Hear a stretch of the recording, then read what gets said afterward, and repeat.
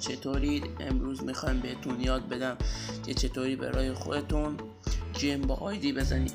پس حتما ویدیو رو تا آخر تماشا کنید تا دیر نشده بریم سراغ ویدیو.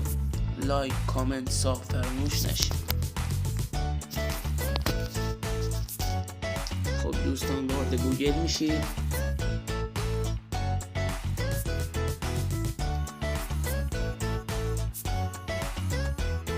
گیم و گیفت رو سرچ میکنید.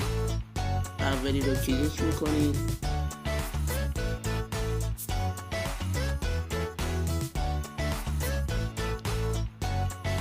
فری رو انتخاب میکنید. گیفت کارت فری انتخاب گزینه ها رو انتخاب میکنید. افزودن به سبد خرید رو انتخاب میکنید. تصویه حساب رو مجدد انتخاب میکنید.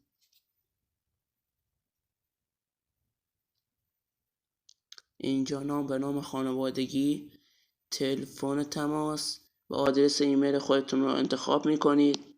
بعد ثبت سفارش رو میزنید. اینجا اطلاعات کارت خودتون رو وارد میکنید. من قبل از ویدیو این کد رو خریداری کردم. خب وارد گوگل میشیم. شاپ تو گیم رو سرچ میکنیم.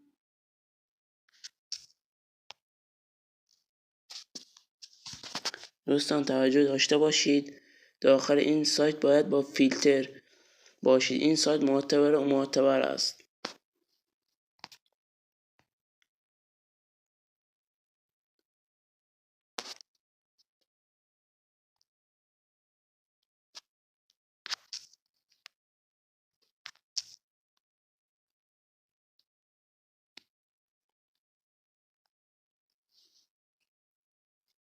دوستان این سایت اصلی گارنا است.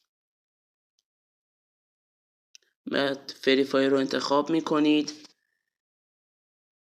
بعد این عکس فریفای رو انتخاب میکنید. آیدی عددی اکانت خودتون رو وارد میکنید. بعد روی این 3 خط میزنید و اسم اکانتتون میاد